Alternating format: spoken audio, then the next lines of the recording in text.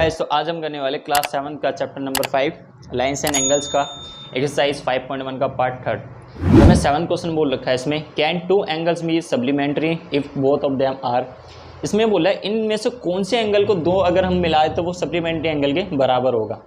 जो होता है हमारा एक्यूट एंगल, एक्यूट, ऑब्ट्यूस और राइट एंगल के बारे में हम इंट्रोडक्शन पार्ट में देख चुके हैं। एक्यूट एंगल वो होता है जो 90 डिग्री से कम का बनता है। तो इसमें अगर 90 डिग्री से कम का बनता है, अगर मैं हाईएस्ट वैल्यू भी लेता हूँ तो 89 आएगा, और 89 अगर दो एक्यूट एंगल को मैं टोटल करूँगा तो ये आ जाएगा 178। ये 90 डिग्री के इक्वल नहीं है। अगर ऑब्ट्यूस एंगल की बात करता हूँ तो ये 90 एंगल के बराबर 90 डिग्री से बड़ा होता है। अगर इसमें एक एंगल लेते हैं 91 और 91 तो ये कितना आ जाएगा 182, जो क्या होता है 180 से बड़ा होता है। अगर हम राइट एंगल की बात करते हैं तो ये तो 90 डिग्री का, अगर दो हम राइट एंगल लेते हैं तो 90 कितना हो जाएगा 180, जो किसके बराबर होता है सप्लीमेंट्री। मतलब इन तीनों में से सिर्फ एक ही एंगल है जो है राइट एंगल। अगर इन दो एंगल को हम लेंगे तो ये कितना बन जाएगा 180, जो सप्लीमेंट्री एंगल के बराबर होता है। अब 8th क्वेश्चन करते हैं इसका। इसमें यह बोला गया है an angle is a greater than 45 is it is complementary angles greater than 45 और इक्वल टू द 45 और लेस देन 45। मतलब ये बोला गया है इसमें कि एक एंगल है जो ग्रेटर देन है 45 और किसके इक्वल है, वो कॉम्प्लीमेंट्री एंगल के इक्वल है। लेट कर लेते हैं, लेट द एंगल एक्स। अब इसने ये बोला है जो भी एंगल है यहाँ पर वो ग्रेटर देन है 45, ग्रेटर देन मतलब बड़ा है, तो वो किसके इक्वल आ जाता है, उसके कॉम्प्लीमेंट्री एंगल के बराबर आ जाता है।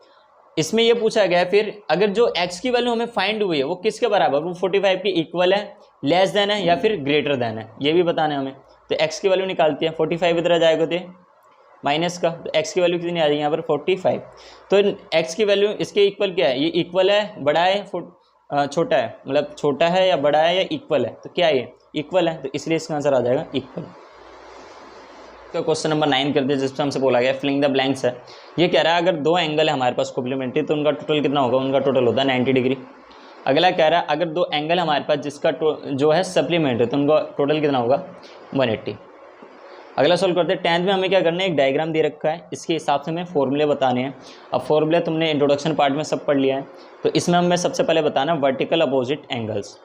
वर्टिकल अपोजिट एंगल वो थे जो आमने सामने होते हुए, मतलब ये वाला एंगल और ये वाला एंगल ये दोनों बराबर होंगे। तो एक तरह से angle O A B angle बराबर हो जाएगा COD के।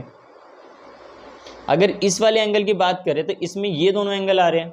अगर मैं चाहता हूं कि मेरे पास आ जाए BOC की वैल्यू तो किसके इक्वल होगा, इन दोनों एंगल के बराबर होगा, ये वाला एंगल और ये वाला एंगल। तो इस वाले एंगल का नाम है AOE और EOD, तो ये इन दोनों के बराबर होगा। ये हो गया हमारा वर्टिकल अपोजिट एंगल।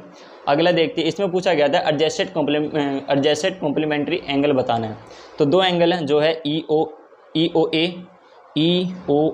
ये वाला एंगल और AOB ये वाला एंगल। इन दोनों का टोटल कितना होगा 180 होगा, इसलिए इसका आंसर हो जाएगा एडजेसेंट कॉम्प्लीमेंट्री एंगल का ये दोनों एंगल। अगला कह रहा है इक्वल होना चाहिए सप्लीमेंट्री एंगल के, तो EOB ये पूरा एंगल और EOD ये पूरा एंगल। तो ये पूरा एंगल कितने का बनता है 180 डिग्री का, तो इसलिए ये दोनों एंगल का टोटल कितना हो जाएगा सप्लीमेंट्री एंगल के बराबर हो जाएगा। अगला कह रहा है अनयूनिक सप्लीमेंट्री एंगल बताने हैं। तो EOA ये वाला एंगल और EOC ये वाला एंगल, इन दोनों का टोटल कितना होगा। इसने ये बोला था कि अनइक्वल मतलब 180 के इक्वल नहीं होना चाहिए, तो इसका आंसर हो जाएगा EOA और EOC।